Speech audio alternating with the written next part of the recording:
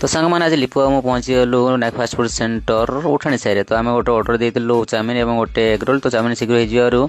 तो लिपु खावा खाईदेला कहता बहुत टेस्टी है ऑर्डर देते गोटे एग रोल तो एग रोल किसी समय लगे देखो भाई एग रोल गोटे अंडा पटे देखिए घसीदे एमती बिना हलदी हलदी अंडे भी हलदी होगला किसी तेल पकई देकी पाल्टी देले मत लगे गोटे चकुड़ी पिठा कले ना कौन ना रे भाई चकुड़ी पिठा नुहे सांगे सांगे से पियाज आउ कौन कोबी फोबी गाजर फाजर सब पकईदे मसला गोटे तैयारी कले तो मसला कहले मसई एग रोल रे पकेबी आप खाइबे केमती लगे हो ठीक अच्छे करदे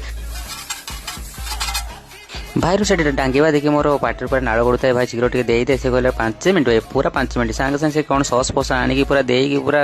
चटपटा कर मसलाटा कषीदे पूरा छकर लोक मैंने अधे धाई आसले भाई कौन डांगेला तापर भाई जनक देखो एग रोल गोटे चिकिमिका जोर शुई देकी चटनी को घसी देकी पकईदे पियाज पियाज पुणी पकईदे से मसला कषा भाई कौन देखा जाऊला एग रोल टी गोड़े देकी से जोरे टी धरीदे मो हाथ में देखो